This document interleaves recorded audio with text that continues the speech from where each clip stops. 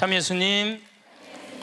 네, 우리는 출세해야지 행복하다고 생각하고, 돈이 많아야지 행복하다고 생각하고, 공부를 잘해야지 행복하다고 생각을 하는데, 제 생각에는 오히려 출세 안 하는 게 행복하고, 돈 적은 게 행복하고, 공부 못하는 게 행복할 수 있어요. 생각을 좀 바꾸세요. 우리 집에 조카 손녀가 태어났어요. 이제 3살 됐는데, 그 아이랑 같이 시간을 보내면은 그야말로 너무너무 재밌어요. 또 우리 누나가 만나면은 그렇게 주책스럽지 않은 여자인데, 요즘 만나면은 손녀 얘기밖에 안 해요. 손녀가 뭐 말한 거, 행동한 거, 또 우리 그 로사는 그 뱀을 참 좋아해요. 살아있는 뱀을 3살짜리가 목을 막 감고 막 뱀 만지고, 도마뱀 만지고, 아주 특이한 애. 그렇게 뱀을 좋아해. 만지는 걸 참 좋아하고.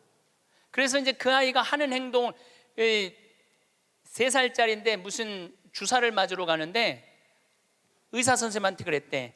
나는 씩씩해서 안 운다고, 선생님. 나는 안 운다고. 근데 대개는 이제 그러고도 우는데, 얘는 주사를 딱 놨는데도 하나도 안 울고, 딱 맞고 난 다음에 내가 안 운다고 그러지 않았느냐고.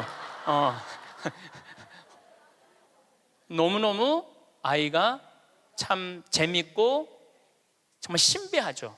그리고 그 할머니, 할아버지, 엄마, 아빠, 또 나조차도 그 아이를 만나면 너무너무 즐거워요. 여러분들도 자식을 키울 때 그런 즐거움이 있었을 거예요. 근데 언제부터 원수가 되기 시작하냐면은 공부를 하면서부터 원수가 되기 시작해. 공부를 하면서부터. 그냥 그렇게 이쁘고 귀엽고 즐겁게 뱀 만지고 그냥 쭉 자라면은 걔하고 원수 될 일이 없을 거예요. 근데 공부를 시키는 순간부터 애한테 스트레스를 주는 거예요. 독해지라고. 너 그렇게 순해서는 안 된다고. 그러니까 애들한테 스트레스를 주기 시작하는 거예요. 제가 9월 10일 날 한국에 들어왔는데 처음 접한 소식이 뭐였느냐면, 부산에서 9월 1일 날 여중생 15살짜리 총 7명이 14살짜리 1년 어린 여동생을 2시간 동안 때린 거예요. 이건 때린 정도가 아니야. 알루미늄 의자로 애를 내리치고, 벽돌로 머리를 치고, 소주병으로 얼굴, 눈을 가격을 하고, 심지어는 담뱃불로 등어리를 찢기까지. 그래서 머리를 3바늘을 꼬매고 입안에도 3군데가 찢어져 갖고 3번. 그 사진을 보니까 애가 눈을 뜰 수가 없어. 너무 맞아 갖고 눈을 뜰 수가 없어. 그것도 남자 애들도 아니고 여자아이인데 그것도 15살. 이 15살이라면은 16살. 여기 16살을 뭐라고 그러냐면 이팔 청춘이라고 그러잖아요. 이팔이 16 해갖고 이팔 청춘이라고 그러잖아요. 그러면 이 16살짜리 여자아이들은 로미오와 줄리엣이 16살이었어요. 춘향이가 16이었어요. 심청이는 15살이고 성모님이 16살이었어요. 가장 여자가 아름다운 나이가 16이에요. 가장 순수하고 깨끗한 나이의 아이가 16이에요. 그리고 제일 예쁠 때가 16이라고 그래요. 사람이 제일 여자가 제일 예쁠 때가 16이라고 그래. 그래서 이렇게 보면은 중학교 3학년, 고등학교 1학년 아이들을 보면 정말 꽃 같은 아이들 많아요. 너무너무 예쁜 아이들이 많아. 그런데 그런 여자 아이들이, 이거는 깡패 중에 상깡패도 할 수 없는 일을, 그 판사님이 재판하면서 그랬잖아요.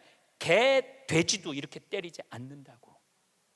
개, 돼지도 이렇게 때리지 않는다고. 그런데 그 여학생들이 그렇게 아이를, 그리고 인터넷에 올리고 자랑을 하고. 근데 내가 보기에는 그 아이들이 그렇게 된 거는 그 아이들 책임이 아니에요. 대한민국의 어른들 책임이에요. 대한민국 어른들 책임이에요. 어른들이 그렇게 키운 거예요. 어른들이 이렇게 가르친 거예요. 대한민국의 교육제도가 그렇게 된 거예요. 우리는 교육을 하는 거는 공부를 가르친다고 생각하는데 여러분들, 교육은 공부를 가르치는 게 아니에요. 학교는 공부를 가르치는 데가 아니에요. 학교는 사랑을 가르치고 양보를 가르치고 협동을 가르치고 노래를 가르치고 예술을 가르치는 게 학교야. 근데 우리는 1등을 골라내고 명문대를 보내고 특목고를 보내고 그게 교육이라고 생각하고 있는 이 대한민국이 만들어낸 슬픔이라는 거예요. 대한민국이. 이건 누구의 책임도 아니고 우리 모두의 책임이야. 그냥 애들은 애들답게 키워야 되는데 학교 2시, 3시에 끝나고 나면은 학원을 전전긍긍하면서 밤 10시에 집에 들어오니 얘네들이 스트레스가 극에 달할 거 아니에요. 또 공부 못하면 사람도 취급을 안 하잖아. 사람이라고. 되게 공부 못하는 애들이 성격이 좋은 애들이에요. 초등학교 때 공부 못하는 애들 봐요. 다 성격 좋은 애들이에요. 내일이 시험인데도 느긋한 애들, 근심 걱정 없는 애들. 그런데 내일 시험인데도 느긋하게 컴퓨터 게임하고 텔레비 보고 있으면은 엄마가 느닷없이 이렇게 말합니다. 내가 너 같은 거 낳고 좋다고 미역국 끓여 먹은 내가 미친년이다. 초등학교 4학년 애가 엄마가 왜 나를 낳고 미역국 먹었다고 미쳤다고 그러지? 이때부터 삐뚤어지기 시작하는 거예요. 그리고 되게 성격 좋고 공부 못하는 애들이요, 성적에 신경을 안 써요. 확인도 안 해. 성적 확인은 누구만 하냐면 엄마만 하는 거. 엄마만. 걔는 시험을 잘 봤는지 못 봤는지도 몰라. 성적표도 그냥 갖다 주고 그냥 행복하게 밥을 먹. 또 성격 좋은 애들이 밥을 또 잘 먹어요. 밥을 막 행복하게 먹고 있는데 성적 받아본 엄마가 애한테 또 한마디예요. 이 성적 받고 밥이 목구멍으로 넘어가냐? 너 그렇게 해서 어떻게 세상 살라고 그러느냐? 너 독하게 마음 먹고 살아야 된다. 그래서 애들이 점점 독해지는 거예요. 독해져 갖고 그렇게 1년 후배 여학생을 그렇게 두들겨 패는 거예요. 이거는 애들의 문제가 아니에요. 대한민국의 어른들의 문제예요. 부탄의 교육부 장관이 그 주간에 한국을 방문해서, 부탄 국민 행복지수 1위 나라예요. 그런데 이 교육부 장관이 정말로 대한민국 사람들한테 기가 막힌 얘기를 하고 갔어요. 부탄은 학교를 1등을 골라내는 곳이 아니라고 생각한다. 우리 교육은 아이들이 학교 와서 행복하고 즐겁게 놀고 사랑하고 양보하고 배려하고 질서를 가르치는 걸 우리는 교육의 목표로 생각한다. 근데 우리는 하버드 대학을 보내야 되고 서울 대학을 보내야 되잖아요. 내가 그 얘기를 하니까 우리 후배 신부들하고 한 달에 한 번 모임이 있는데 후배 신부 하나가 그러더라고요. 신부님, 그 말 들어보니까 그래요. 어떤 아이가 엄마가 하버드대 그래갖고 애가 하버드대를 딱 합격하고 난 다음에 엄마한테 엄마 원하는 하버드대 갔어. 나 찾지 마. 그리고 사라졌대요. 아직까지 안 나타났대요. 아이가. 그러니까 하버드 대학은 누가 가고 싶었던 거야? 엄마가 가고 싶었던 거예요. 애가 가고 싶은 건 아니에요. 우리가 지금 뭔가 교육을 잘못하는 거죠. 여러분들 정말로 공부 못하면 불행할까요? 내 조카들은 그렇게 저지방 대학을 저지하겠다고 저지방 우유를 그렇게 먹었는데 다 저지방 대학교 나왔어요. 근데 우리 조카 애들은 다 행복해요. 우리 조카 애들이 제발 삼촌 방송에 우리 얘기 좀 하지 마 그랬는데도 내가 안 할 수가 없는 게 애들이 너무너무 행복해요. 우리 조카들은 내가 수원에 어머니 아버지 모시고 식사한다 그러면은요, 일주일 전에 얘기하면 100% 다 나와요. 그러니까 공부를 못하는 건 죄가 아니야. 그런데 가족 모임에 안 나오는 건 죄야. 그건 죄야. 가족 모임에 안 나오는 건 죄예요. 공부를 못하는 건 죄가 아니에요. 그럼 우리 애들이 다 저지방 대학에 졸업을 했는데 우리 애들이 지금 불행하게 사느냐? 우리 조카 애들은 6명이 다 친해요. 왜냐하면 우리 조카 애 중에 한 명만 서울대학을 나왔으면 그렇게 친하지 않을 거야. 똑같이 다 저지방 대학을 나와서 애들이 너무너무 친해. 그리고 우리 조카 애들은 직장 생활하는 애들이 한 명도 없어요. 왜냐하면 직장 생활에 이력서를 낼 만큼 스펙이 안 돼. 그래서 직장 생활하는 애들이 한 명도 없어. 그런데 돈도 잘 벌어요. 우리 누나 아들은 두 가지 일을 하는데 나한테 자세하게는 얘기는 안 해도 내가 보니까 대충 1년에 1억 이상은 버는 것 같아요. 다른 애들도 다 결혼도 잘하고 결혼 생활도 잘하고 행복하게 살아요. 얘네들은 어렸을 때 공부 딱 보고 내가 그랬어요. 우리 형제들한테 공부를 못하는 건 죄가 아니다. 죄인 취급하지 말아라. 그래서 얘네들은 학원을 다니는 애들이 거의 없어. 그리고 공부 못한다고 욕먹은 애들이 없어. 그러니까 얘네들은 지방대학을 다녀도 전혀 부끄러워하지 않아요. 욕을 먹었어야지 부끄러워할까요? 욕을 먹었어야지. 욕을 안 먹으니까. 근데 이번에 우리 형 누나가 제일 위고 큰형이 있는데 큰형 아들이 대학을 졸업했어요. 물론 직장생활 못했죠. 근데 누나 아들이 그 형 아들한테, 사촌이죠, 프란치스코와 클레멘스한테 내가 이걸 해보니까 이게 블루오션이다, 너 이거 한번 해봐라. 그리고 그 형이 보름 동안 다 시장 조사를 해주는 거야. 입지 조건까지도 다 조사를 해주고 나한테 보고를 했죠. 제가 한 5년 전부터 우리 형제들한테 우리 조카들이 이제 졸업하기 시작하는데 내가 보니까 얘네들은 직장 생활 못하고 다 장사할 것 같다. 근데 성격이 좋으니까 내가 보니까 장사해도 승산이 있을 것 같다. 그래갖고 개를 모았어. 한 달에 400만 원씩. 그러니까 5년을 모았으니까 2억 5천을 모은 거죠. 우리 조카들은 내가 그랬어. 니네들 은행 들락날락 하면서 자괴감 느끼지 말아라. 니네 외삼촌 형제들이 다 돈을 모았으니까 가게 할 때 다 오픈, 다 돈 대줄 거다. 다 대줬어요. 또 얘네들 갚어. 그럼 그동안 또 대주는 거죠. 그래 얘 뭐 얼마 7,800만 원 들어간대. 다음 날 딱 내가 통장은 내가 갖고 있어요. 다른 사람이 갖고 있으면 무슨 일이 나잖아. 내가 갖고 있는 거예요. 통장 이름이 사랑의 황씨 통장이야. 사랑의 황씨 통장. 7,800만 원 딱 보냈어요. 졸업하자마자 2월 20 며칠 날 오픈을 했는데 한 달 딱 지나고 났는데 보고가 들어왔는데 한 달 동안 다 제하고 번 돈이 650만 원이래. 그랬더니 또 할머니들이 그 종목이 뭐냐고 이렇게 물어보는 분들이 있어요. 자, 거기에 내가 한마디 할게요. 행복한 애가 가게를 하면은 돈을 벌어요. 불행한 애가 가게를 하면은요 망하게 돼 있어요. 종목이 문제가 아니에요. 행복한 사람이 행복하게 사는 거예요. 얘네들은 그냥 쭉 행복하게 사는 거야. 스트레스 안 받고 바보 병신 소리 안 듣고 그냥 성당 열심히 나가고 너 착하고 할머니 할아버지 공경하고 그러면 돼. 우린 욕심 없어 너한테. 쭉 행복한 애들이 행복하게 사는 거예요. 얘네들 판검사 안 돼도 난 하나도 부끄럽지도 않고 난 내 조카들이 너무너무 자랑스러워요. 열심히 살고 얼마나 좋아요. 꼭 공부를 잘해야지 행복한 거는 아니다. 그냥 성실하고 착하고 마음이 따뜻하면은요 다 살아가요. 우리 생태마을에 우리 직원들이 40명이 있어요. 왔다 가는 사람이 한 100명도 넘을 거예요. 근데 제가 내린 결론은 행복하게 자란 애가 직장 생활도 잘한다야. 과거에 뭐 술을 먹거나 컴퓨터 게임에 걸렸거나 우울증에 걸렸거나 조울증에 걸렸거나 대인 기피증에 걸린 애들은 아무리 내 강의를 듣고 싶으면 우리 애 좀 맡아주세요. 내가 많이 맡았어요. 정말로 수십 명도 더 데리고 있었어. 근데 그런 이력이 있는 애들은 결국은 직장 생활을 못 하더라고요. 그런 이력이 있는 애들은 결국은 안 돼. 그러니까 결국은 애를 만들어내는 건 주위 사람이 아니야. 부모가 아이를 얼마나 아끼고 사랑하느냐, 이게 중요한 거예요. 공부가 중요한 게 아니고 출세가 중요한 게 아니고 이 세상에 와서 행복한 게 중요한 게, 행복한 게. 제가 이번에 애틀란타에 가서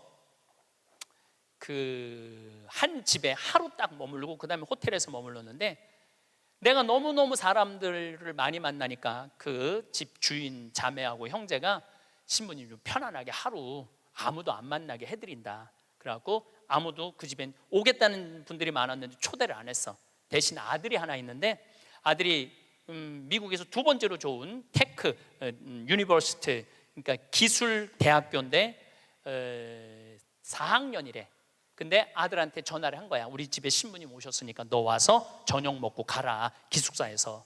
근데 내가 1시에 이제 좀 씻고 좀 방에서 누워서 쉬고 있는데 얘가 3시에 왔어. 3시에 와갖고 엄마하고 두런두런 얘기하면서 엄마 음식 준비하는 걸 다 옆에서 돕더라고요.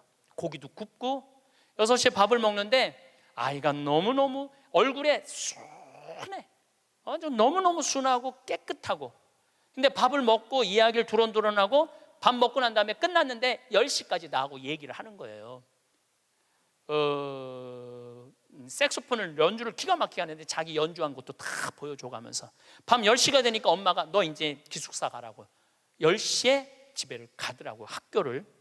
내가 여러분들 집에 갔어. 여러분들 자녀 중에 서울대학 법대 다니는 애가 있어. 근데 내가 여러분들 집에 방문했어. 5분 신부님 오니까 너 우리 집에 와서 저녁 식사해라. 그러면 와서 3시부터 밤 10시까지 식사 같이 할 자식이 얼마나 있을까요? 내가 보기에는 거의 없어요. 왜냐하면 내가 본당 신부 때 가정 방문하면은 방에 있는데도 나오는 애가 거의 없어요. 자기 공부한다고. 아니 본당 신부님이 가정 방문을 했는데 방에 있는데도 안 나와. 이게 지금 대한민국의 교육의 현실이에요. 그게 여러분들 훌륭하게 키우는 거예요? 우리 집에 손님이 왔는데, 그것도 본당 신부가 왔는데 자기 공부한다고 내가 거기서 미사하고 한 2시간 있어도 얼굴도 안 비치는 자식들 천지예요. 그러니까 우리는 뭔가 지금 잘못하고 있는 거예요. 또 잊지 못하는 애가 또 하나 있어. 세크라멘토에 강의를 갔었는데 총회장님 집에서 제가 머물렀어요. 밤 10시에 강의가 끝나고 저녁에 갔는데 그 집 아들이 대학교 4학년이었어요. 그런데 이제 뭐 총회장이 치과 의사라 이렇게 게스트하우스가 따로 있더라고요. 근데 거기서 이제 와인을 한 잔 먹고 이 얘기 저 얘기 했는데 1시 반까지 얘가 내 앞에서 시중을 들더라고요. 또 내가 물어봤어요. 야, 너 내일 학교 가야 된다며 왜 방에 안 들어가냐? 우리 집에 손님 왔는데 내가 어떻게 들어가서 자느냐. 나 그걸 아직도 잊지 않아요. 그리고 내가 신부님 잠자리 게스트하우스에 신부님 잠자리까지 봐줘야 되겠다는 거예요. 세크라멘토가 굉장히 덥거든요. 내 이불까지 봐주고 에어컨 온도까지 다 하고 나 침대에 눕는 거 보고 가더라고요. 근데 내가 왜 이 얘기를 하느냐면은 얘가 이제 대학원, 그러니까 의대는 보통 4학년 학부 끝나고 의대를 가거든요. 치대를 갔어. 라스베가스에 있는 치대를 갔는데 아버지가 굉장히 서울 치대 나와갖고 굉장히 돈을 많이 버는 분이에요. 근데 치대를 가서 얘는 군의관으로 지원을 했어. 군의관으로 지원하면 의대가 1년에 학비가 1억이래요. 그 학비를 국가에서 다 대줘. 그 용돈도 다 내줘. 야, 너 아버지 돈 많은데 아버지한테 돈 달라고 그러지 왜 네가 군의관까지 지원을 하느냐? 근데 또 그 아이가 또 잊지 못하는 말을 했어요. 내가 왜 엄마 아빠의 미래를 빼앗아야 되느냐고. 자기가 아버지 돈 쓰면 엄마 아빠 나 얼마든지 할 수 있는데 우리나라 명문대학교 애들은 엄마 아빠가 언제까지 살았으면 좋겠냐? 60살까지 살았으면 좋겠다고. 자기 뒷바라지하고 죽었으면 좋겠다고. 이게 지금 대한민국이 교육을 잘못하고 있는 거예요.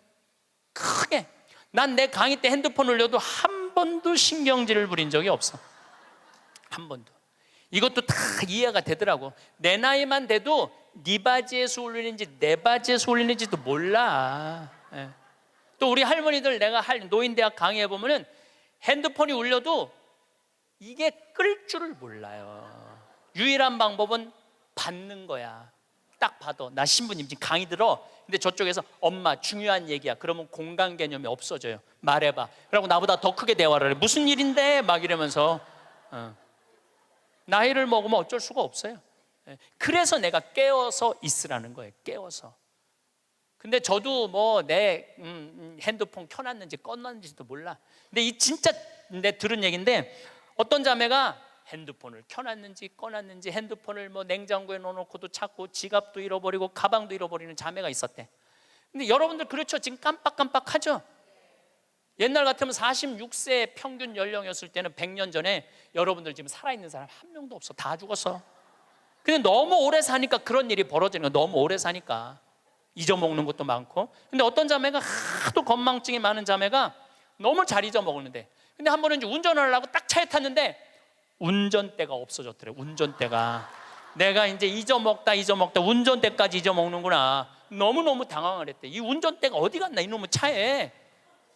한참을 찾고 정신을 차려보니까 앞문으로 타야 되는데 뒷문으로 탄 거야. 뒷문으로 타갖고 거기서 운전대를 찾고 앉아있어요. 이게 뭐 앞문인지 뒷문인지도 모르고서 참 이게 너무 오래 살아서 그래. 너무 오래 살아서. 어쨌거든 이 친구가 한국에 평창에 와갖고 내가 또 장어도 사줬어요.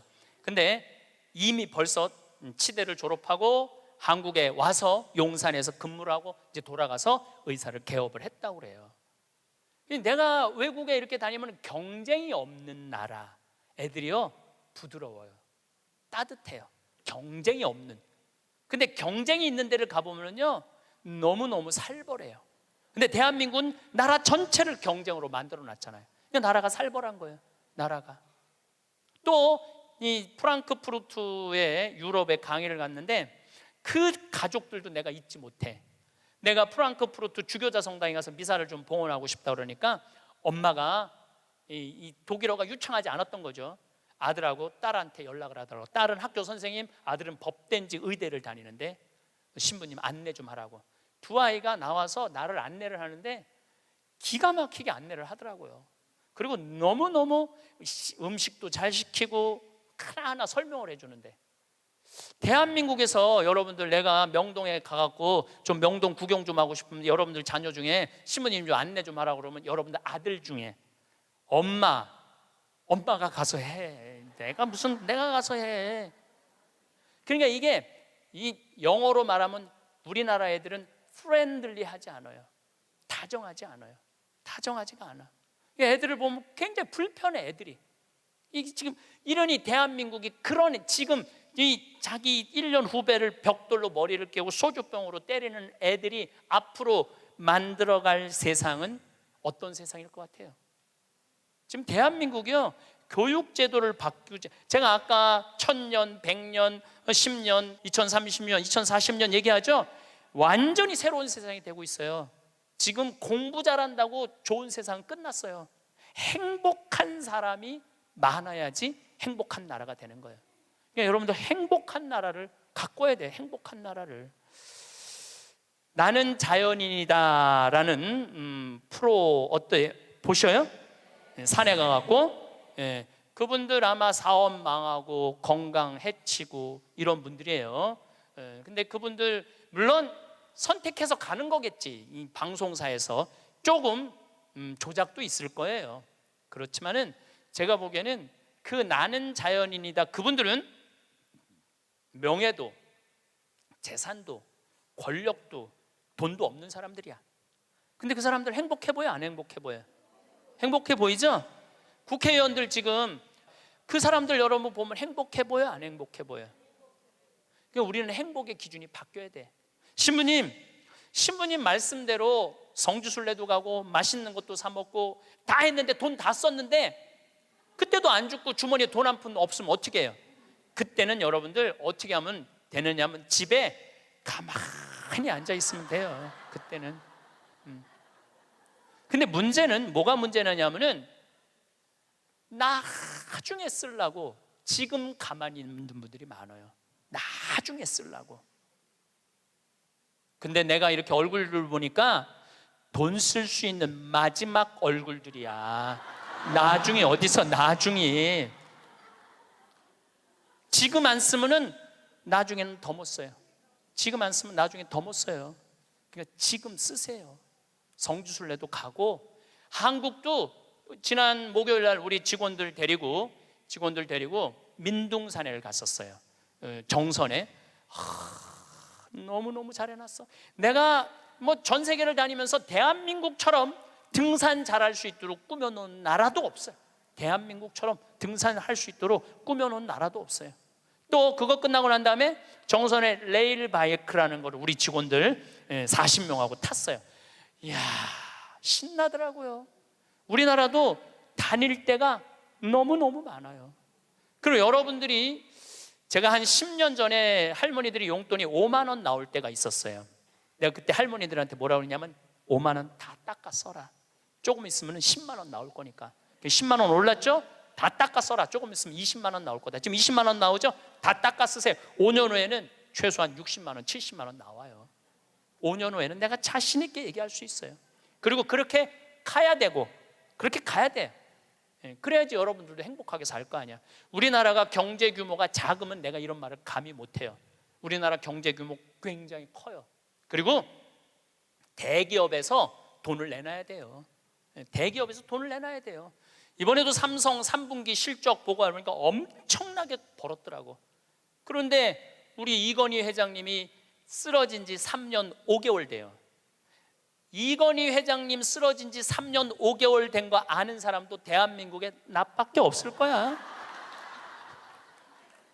근데 쓰러질 때 재산은 12조 5,900억이었어요. 쓰러질 때 12조 5,900억. 근데 3년 5개월 만에 주식이 올라갔고 20조야. 20조. 그런데 그 20조가 무슨 의미가 있을까요? 아무 의미가 없어요.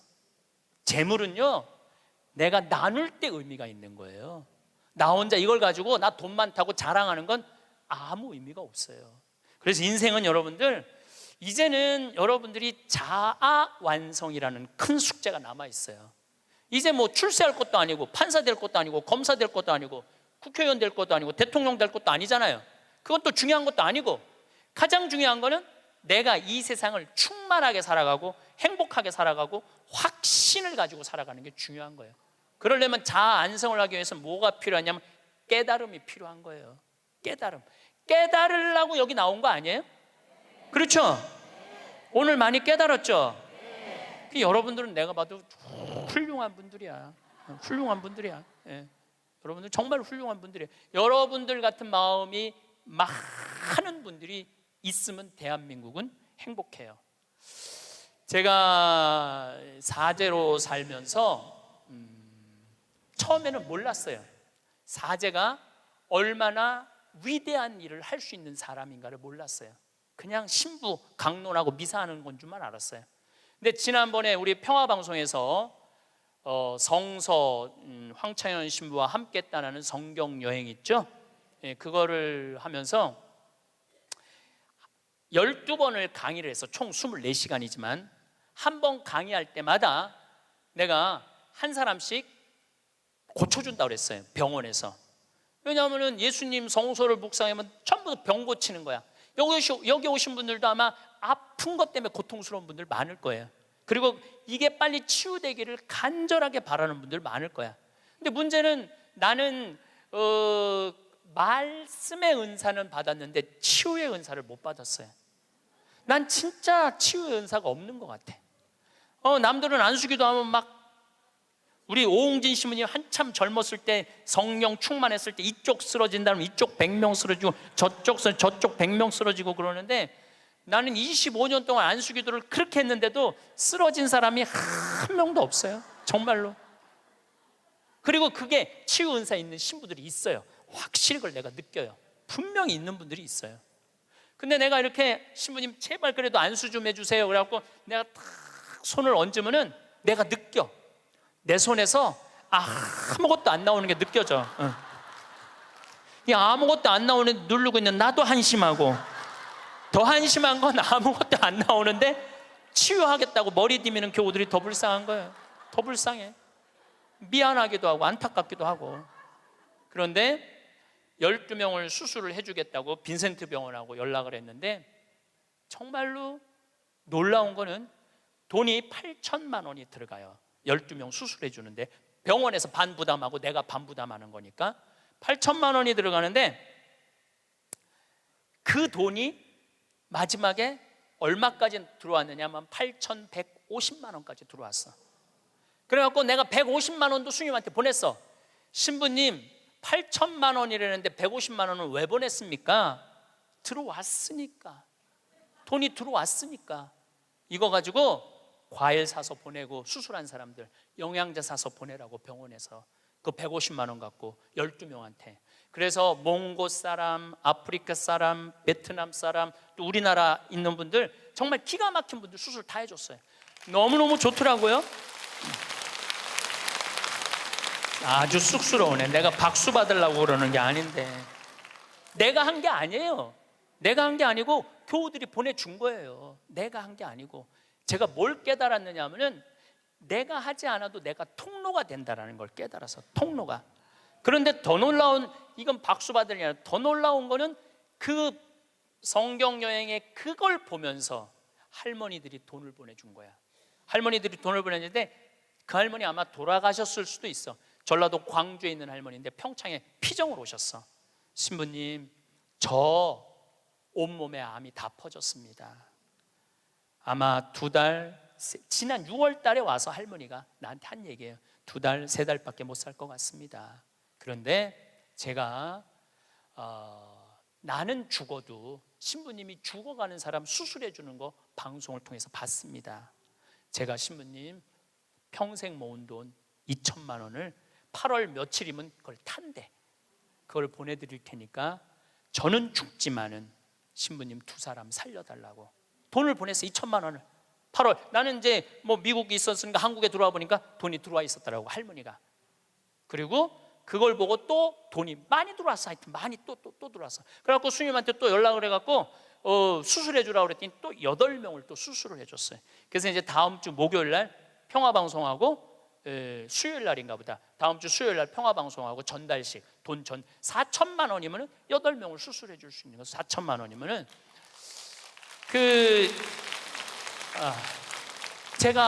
저는 한 푼도 안 냈어요. 저한테 박수 치지 마세요. 저는 한 푼도 안 냈어요. 근데 제가 뭘 깨달았느냐 하면은 내가 좋은 지향을 가지고 저는 이런 일을 하고 싶습니다. 이렇게 도와주고 싶습니다. 내 이 지향을 가지고 살면은 하느님이, 그리고 하느님을 사랑하고 하느님 나라를 사랑하는 교우들이 도와주는구나. 내가 심부름의 역할은 할 수 있는 거 아니냐, 그런 걸 깨달으니까 이제 어려운 데를 찾아서 도와주게 되더라고요. 근데 놀라운 거는 이제 얼마 전에는 외방선교에서 필리핀 바기오라는 곳에서 이상원 배다라는 젊은 신부가 10년 동안 거기 농민들을 위해서 살았대. 유통 시스템을 하고 싶대. 냉동차가 있으면은 마닐라로 그 농사진 걸 보낼 수 있대. 그래서 그것도 또 5천만 원을 도와줬어요. 근데 내 돈으로 도와주는 게 아니에요. 도와주라고 보내주는 분들이 너무너무 많은 거야. 그래서 아마 다음 달에는 내가 그 이제 동영상을 여러분들 보면은 기가 막힐 거예요. 그 아프리카 잠비아에 지금 이루어지고 있는 일들을 보면은 기가 막힐 거예요. 그래서 여러분들도 내가 왜 사는지 그걸 깨달아야 돼. 내가 왜 사는 이유가 있을 거 아니에요. 그냥 살아? 내가 하다 못해. 여러분들 자식들한테도 성당 나오는 자식들한테, 성당 안 나오죠 자식들, 여러분들은 전부 다 열심히 한 분들 아니야. 그럼 제일 고민이 뭐야? 자식 성당 나오는 거 아니야. 그렇죠? 성당 나왔으면 좋겠어. 근데 애들은 성당 나가기 싫어. 먹고 살기도 바쁘고 성당 나가면 이거 해라 저거 해라 싫어. 그래서 성당 나가기 싫은데 오래간만에 엄마네 집에 갔는데, 어머니네 집에 갔는데 80 넘은 어머니가 웃으면서 얘기해도 성당 나갈까 말까 한데, 머리는 하얗고 얼굴엔 주물이 자글자글하고 웃어도 이쁠까 말까 한데 거기다 인상을 써가면서 성당 좀 나와. 어떤 놈이 성당 나가고 싶어? 더 나가기 싫지. 근데 여러분들 그렇게 말하면 그건 성교가 아니에요. 아들이 오래간만에 오잖아요. 얘야, 내가 하느님을 믿으니까 참 행복하다. 내가 지난번에 삼성산 성제 가고 신부님 강의를 들었는데 출세하는 거 그거 부러울 큰 없다고 그러더라. 나는 우리 아들이 더 자랑스럽다. 나는 너를 보면은 너무 자식 하나 잘 얻었다고 생각한다. 나는 하느님한테 너무너무 감사하고 내가 사는 게 너무너무 기쁘다. 한마디 또 해서 신부님이 나를 얼굴을 보는 돈 쓸 수 있는 마지막 기회라고 그러더라. 그래서 내가 지난번에 냉면 가서 사 먹었는데 오장동에 가서 냉면 사면 너무 맛있더라. 나는 하느님 믿어서 너무너무 행복하다. 그리고 여러분들이 돌아가셔서 세상을 떠났어. 난 천당 갈 거다. 아들이 먹고 살기 힘들고 사는 게 지칠 때 엄마 생각하겠죠. 야, 우리 엄마가 살아생전에 그렇게 하느님 믿어서 행복하다는데 나도 하느님한테 가야지. 여러분들이 하늘나라의 증표가 될 수 있는 거예요. 그것도 나누는 거예요. 그것도 저는 물을 볼 줄 알아요. 밑에 또 물 봐달라고 그러는 사람 또 있으면 안 되는데 운물, 그러니까 대수층에 한 20m, 30m의 물을 봐요. 근데 한국에서는 제가 물 안 봐요. 아프리카에서 잠비아에서는 내가 물을 봐요. 여기 물 나온다 찍으면 딱 나와. 그거 얼마나 좋은지 몰라. 내 능력으로 여기에 우물을 팔 수 있는 자리를 찍어낼 수 있다는 게 얼마나 좋은지 몰라요. 얼마나 좋아. 그러려면 뭐를 해야 돼? 공부를 해야지. 그냥 봐. 배워야지. 내가 그래서 물 보는 책을 2권, 3권을 사서 읽었어요. 수맥 보는 방법을. 그 논문으로도 나왔더라고. 그게 그냥 하는 게 아니라 논문으로 나왔더라고. 논문으로. 그러니까 내 차에는 항상 그 은 막대가 있어요. 그것도 보기 쉬워요. 하나 깨달으면 하나 나눠줄 수 있잖아. 그러니까 여러분들도 공부하라는 거예요. 공부. 신부님 어떻게 공부를 해요? 이 유튜브가 대학교예요. 유튜브 안에 이 성서 강의도 다 올라와 있어. 그리고 요즘 4차 산업에 대해서 기가 막히게 교수들이 해놨더라고요. 그러니까 여러분들 공부하세요. 맨날 드라마나 그냥 맨날 네 아들이냐 내 아들이냐 뭐 이런 거 그런 거 시청하지 마시고 좋은 유튜브 공부 많이 하세요. 그리고 이렇게 피정 다니는 것도 최고의 공부야. 자, 깨달음을 얻었다면 그 다음에 하는 일은 나눔이야. 나눔. 빌 게이츠, 이 참 대단한 사람이에요. 빌 게이츠 부인이 멜린다예요. 빌 게이츠하고 워렌 버핏이 지금 자선 기금을 거의 1,000억 달러를 모았어요. 그런데 빌 게이츠는 돈을 벌고 멜린다라는 부인은 자선 사업을 해요. 아프리카에 말라리아, 에이즈, 내가 거기 가보니까 그 재단에서 약을 보내주더라고요. 그래갖고 그 멜린다 여사가 지금 살린 사람만 70만 명을 살렸대요. 70만 명을 살렸대. 여러분들 멋있지 않아요? 그 정도 부분은 돼야죠. 그리고 빌 게이츠 하는 일이 너무너무 멋있으니까 워렌 버핏은 그 자기 재산을 빌 게이츠 재단에 다 내놨어요. 네가 정말 잘 쓴다. 그러니까 멜린다라는 부인이 너무너무, 근데 이 멜린다라는 부인은 그냥 돈을 주는 게 아니야. 아프리카에 직접 가요. 1993년에 아프리카를 전부 다 한번 돌아봐요. 그리고 그 사람들 아픔을 직접 보면서 어떻게 도와줘야 되는지를 아는 거야. 그러면서 너무너무 행복해요. 저는 아프리카 잠비아를 간 지 이제 5년이 되는데 정말 잠비아에 갔다 올 때마다 심장이 벌렁벌렁 거려요. 우리 대한민국이 할 수 있는 일은 너무나 많아요. 처음에는 의사가 3명인데 5년 만에 몇 명으로 늘어났냐면 12명으로 늘어났어요. 안과 의사, 치과 의사. 이 피부과 의사까지 오면 더 좋을 것 같아요. 왜냐하면 거긴 피부가 엉망이거든요. 피부과 의사까지만 가면은 완벽한, 올해도 1,000명을 진료해주고 왔어. 올해도 1,000명을 진료해주고 왔어. 그 사람들 이 백내장 안 보, 처음에는 수술하러 오라니까 한 명도 안 왔어. 왜 안 하냐? 눈알을 빼는 줄 알고 수술하면은. 근데 이 백내장을 걷어주니까 막 춤을 추는 거예요. 그러면서 의사 선생님들이 10일이라는 시간을 내면서 가면서 사는 보람이 있다는 거예요. 깨달음이 있으면은 나눔이 있고, 나눔이 있으면은 기쁨이 있고, 기쁨이 있으면 감동이 있는 거예요. 그런데 문제는 그곳에 함께한 분들의 이야기는 그런 얘기를 해요. 신부님, 내가 잠비아에 와서 내 인생의 가장 찬란한 시간을 보내고 있다고. 우리 인간은요, 나만을 위해서 살면 아름답지도 않고 위대하지도 않아요. 어려운 이웃을 돕고. 그런데 이 잠비아를 떠나는 사람들은 대단한 능력을 가지고 있는 사람들도 떠나지만은 평범한 아줌마들도 함께 떠나요. 올해 20명이 자원봉사자들을 모았는데 110명이 지원을 했어. 한국에서. 그중에 90명이 떨어졌어. 90명이 떨어지면서 한다는 소리가 내 돈 내고 내가 가서 봉사하겠다는데도 떨어져야 되느냐고 그런 얘기를 하더라고요. 저는 이제 대한민국이 정말로 행복하려고 그러면은 나눠야 돼요. 대한민국이 행복하려고 그러려면은 지금 교육제도는 바뀌어야 돼요. 학교에서 등수 매기지 말아야 돼요. 학교에서 지금 고등학교 애들 음악 시간, 체육 시간 없애고 있어요. 공부해야 된다고. 내가 보니까 정신 나간 짓이에요. 아이들이 노래를 하면서 공을 차면서 사회성을 배우는 거예요. 책상에 앉아고 공부만 하잖아요.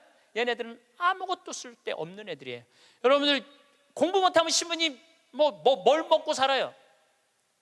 지금 대한민국의 공장에 외국인 노동자가 150만 명이에요. 우리 형님도 공장을 운영하는데 외국인도 한 달에 240만 원을 줘야 된대요. 그러면은 내가 펜대 굴릴 생각 안 하고 몸으로 해갖고, 여러분들 지금 공장에 가면은 천지가 돈 200~300만 원 다 받아요. 근데 우리는 뭐만 배웠어? 공부만 배웠고 출세만 배웠고 최고 높은 자리에 올라가는 것만 배웠어. 공장에서 일하는 건 용납을 할 수가 없는 거야, 자존심 상해서. 그래서 명문대학교 나온 애들 50%가 취직이 안 된 애들이 집에서 놀고 있는 거야. 누구 거 빼먹고 살아? 엄마 아빠 미래를 빼먹고 살고 있는 거예요. 엄마 아빠 미래를. 근데 이게 왜 그러냐면 대한민국이 잘못 키워서 그래요. 잘못 키워서. 몸으로 사는 거는 결코 나쁜 게 아니에요. 몸으로 사는 것처럼 솔직하고 정직한 게 없는 거예요.